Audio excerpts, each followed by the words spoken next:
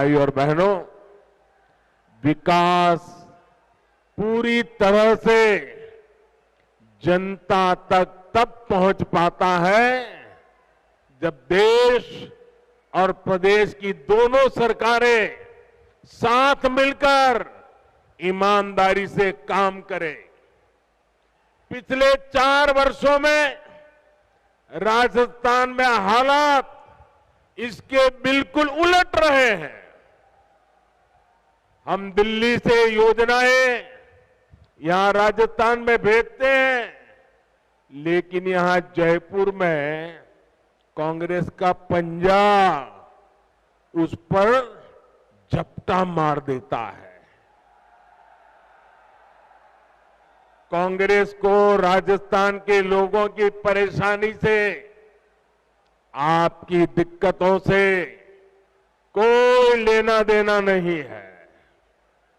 अब आप देखिए, घर घर पीने का साफ पानी पहुंचाने की भाजपा सरकार की योजना से भी अब कांग्रेस सरकार को परेशानी है। जिस राजस्थान को जल जीवन मिशन में सबसे टॉप पर होना चाहिए था, वो सबसे धीमा करने वाले राज्यों की लिस्ट में शामिल है। आज देश के 130 से ज्यादा जिले ऐसे हैं जहां 100% घरों में नल से जल पहुंचा है। इनमें से पूरे देश को 130 जिले, और इसमें से राजस्थान का एक भी जिला नहीं है। अब आप मुझे बताइए, क्या राजस्थान के लोगों ने कोई गुनाह किया है क्या? किस बात की सजा दे रहे हो? क्या राजस्थान के लोगों ने कोई गलती की है क्या? क्या आपको नल से जल मिलना चाहिए, नहीं मिलना चाहिए? आपके घरों में पानी आना चाहिए कि नहीं आना चाहिए? देश के 130 जिलों में हो रहा है, आपका एक जिला तो होना चाहिए कि नहीं होना चाहिए था?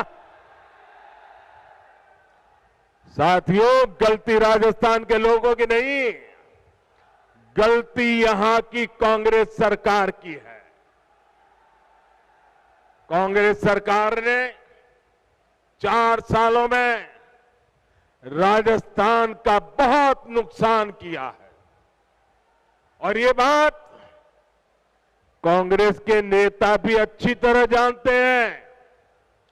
राजस्थान में कांग्रेस की हार इतनी सुनिश्चित है कि यहां की सरकार अभी से बाय बाय मोड में आ गई है।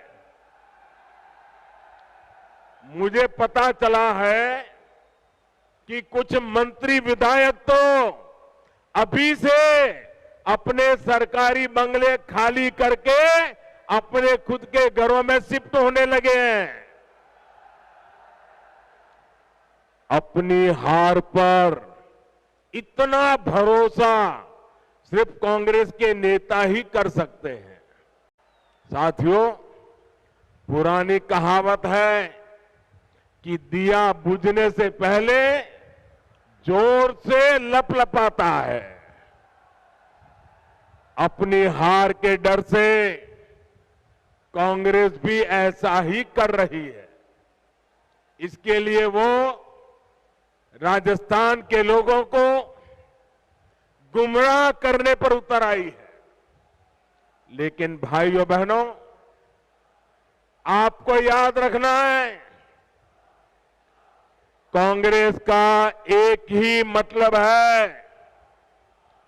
कांग्रेस मतलब, साथियों, आपका प्यार सर आंखों पर, आप आगे आने की कोशिश मत कीजिए। आपका प्यार मेरे सर आंखों पर। साथियों, कांग्रेस का मतलब है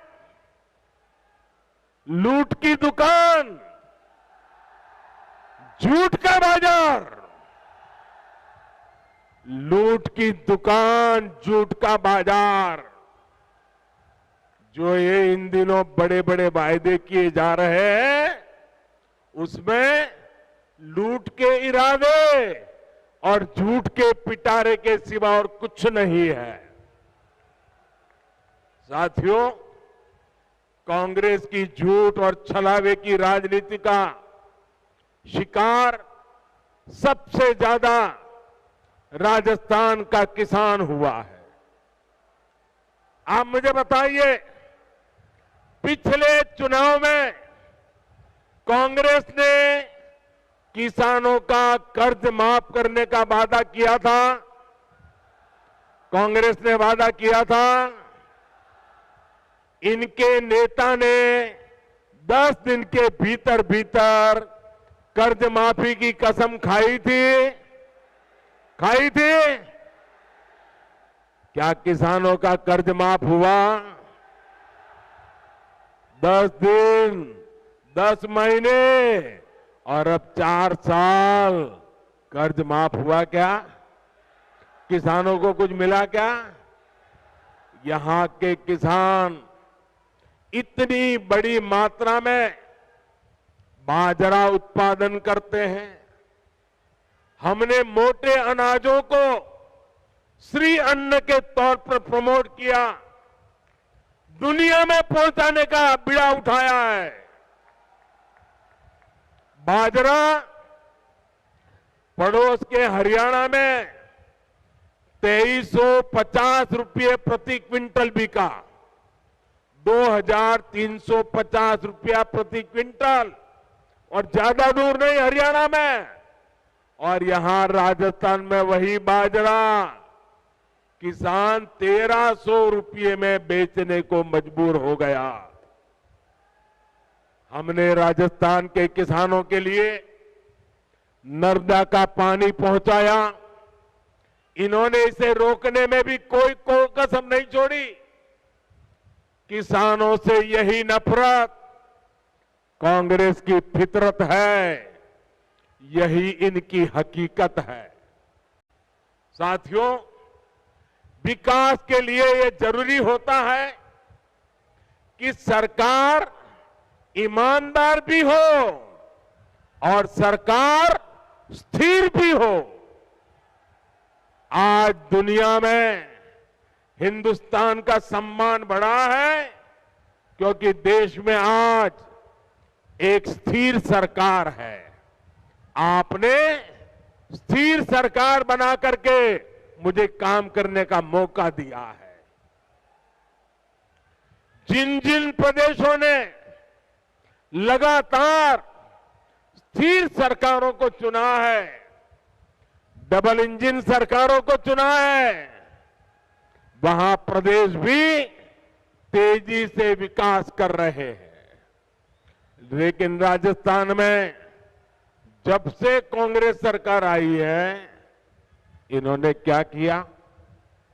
4 साल से पूरी कांग्रेस पार्टी और सरकार बस आपस में लड़ रही है। हर कोई एक दूसरे की टांग खींच रहा है। अपने अपने गुट को मजबूत बनाने के लिए खुलेआम सौदेबाजी हो रही है। एक खेमे के विधायकों को ट्रांसफर, पोस्टिंग और लूट की खुली छूट मिली हुई है ताकि वो दूसरे गुट में भाग न जाएं। ये लड़ाई केवल खेमों तक ही नहीं है, सारे मंत्री भी आपस में लड़ रहे हैं कि इस विभाग में लूट का काम मुझे मिले, वो मुझे लूटने दिया जाए। इस विभाग का काम उस विभाग को क्यों दिया गया? इस मंत्री कमीशन उस मंत्री के पास कैसे चला गया?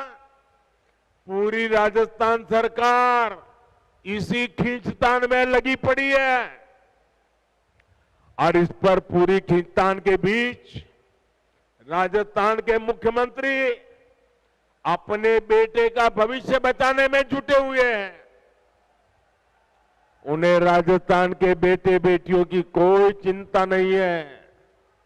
इस वजह से भी कई मंत्री विधायक उनसे खार खाए हुए हैं।